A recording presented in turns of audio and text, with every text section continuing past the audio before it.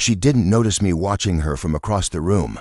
She was too wrapped up in the noise, in the glow of attention, in the careless orbit of her own laughter. Her cheeks were flushed with wine, a deep rose bloom across her face, and the black smudges beneath her eyes' remnants of mascara looked like soft bruises from a long day. Her glass, nearly empty, dangled loosely between two fingers as she spun in place to the music, uncoordinated and unaware. No rhythm to her steps, no awareness of the man standing still in the corner, no glance in my direction.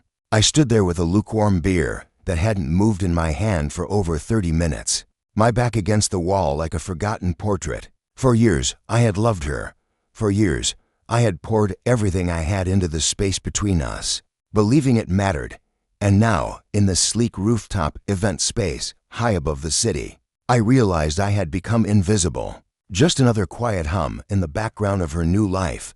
Then the music shifted, something bold, brassy, confident. Jez filled the room, and as if on cue, he appeared behind her, Damon, her boss, the one I'd never trusted from the start.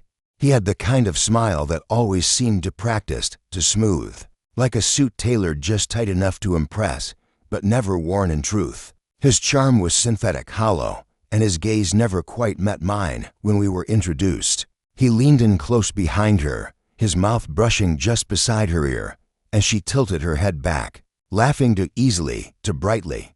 Then she kissed him, not by accident, not in some clumsy, drunken blur. It was intentional, slow, her eyes shut, lips parted. His hand settled with quiet confidence on her waist, and she let it happen, right there, in front of everyone, in front of me. I didn't move, couldn't. It felt like the wind had been knocked out of my lungs, and my soul left crumpled on the cold tile beneath the soft lights and murmured jazz. She never once looked toward me, never once remembered the man she came with. Years before that moment, I'd met Natalie in a quiet little bookstore wedged between two shuttered cafes. It sounds like something out of a movie, I know, but she always did feel like something borrowed from fiction, too vivid to be real. Her hair was wild in the way that felt like freedom, and her eyes had this green flicker inside hazel that caught the light like fire. Through stained glass, she was sharp, quick-witted, endlessly curious. We talked about bad poetry and worse coffee, about obscure films, and the kind of dreams you don't say out loud because they sound too fragile. We fell into each other easily. Mornings blurred into nights, and walks home turned into moving in. A year later, we were building something steady, something I trusted. She made me believe in permanence. Then came the job at Kaleidoscope Media. Her dream position, high-rise office, high-profile clients, salaries and glass views that made the city feel small. She was proud, and so was I. She deserved success. But the more time she spent inside that steel and glass world, the more she began to drift. She started quoting Damon like he was gospel, his sleek, self-help style wisdom spilling from her mouth like lines she hadn't written.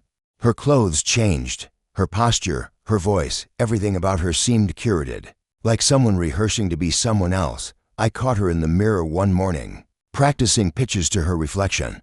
I told myself not to read too much into it. New job, new identity, it happens. But then came the late nights, the blurred lines, the postponed dinners, the new dresses I'd never seen before, and the friends she never mentioned. I remember finding a photo online, her laughing on a rooftop with people I didn't know, wearing a gown that hadn't existed in our shared closet. I asked her about it carefully, gently. She said I was insecure, accused me of not trusting her, so I let it go. I didn't want to be the jealous boyfriend who couldn't handle his partner's rise. I just wanted her back, the version of her who fell asleep mid-conversation, who cried during kids' movies, who reached for my hand in crowded rooms just because it was mine. So when she invited me to her company's end-of-year party, I thought maybe things were shifting. Maybe she was reaching for me again. I said yes without hesitation. The event was elegant glass towers, a view of the whole city, soft jazz floating between whispered conversations and clinking glasses. She looked beautiful, breathtaking, really, but untouchable, like something made of frost and ambition. From the moment we walked in, I was an afterthought. She floated between groups, laughing easily, her hand brushing mine only long enough to say, "This is Liam, my boyfriend," before she vanished again into the crowd. I stood off to the side and watched her with Damon, watched how her body leaned toward his, how his gaze clung to her like she was already his. Before the kiss, I saw the story unfolding. I saw his fingers linger too long on her back. I saw the way she didn't flinch, and then it happened. Her mouth on his, slow, deliberate. The kind of kiss people remember, the kind that leaves no room for doubt. The room grew quiet, not silent, but awkwardly hushed. Some people looked away, others didn't. Some stared. I didn't say a word. Just let my beer drop softly onto the table and walked out into the night. She followed. Found me in the parking lot, her heels clacking against the concrete like distant thunder. "Liam, wait, please." Her voice cracked. Her lipstick was smeared. Her eyes were wide and wet and full of a panic that came far too late. "You kissed him," I said. Calmly, too calmly, right in front of me. What part of that am I supposed to pretend I didn't understand? She stumbled through excuses. "I was drunk. It didn't mean anything. It just happened." I looked her dead in the eyes. It meant enough to do it. Then I opened the car door, got in, and left. She tried to reach me afterward. Called, texted, left voicemails full of tears and long, tangled confessions. She mailed a letter she probably rewrote a dozen times, saying it was the pressure, the image, the need to feel wanted in a world full of empty praise. She said she never thought I'd actually leave. I didn't respond, but I did forward the video clip clear as crystal. Someone had sent it to me of the kiss, to her HR department.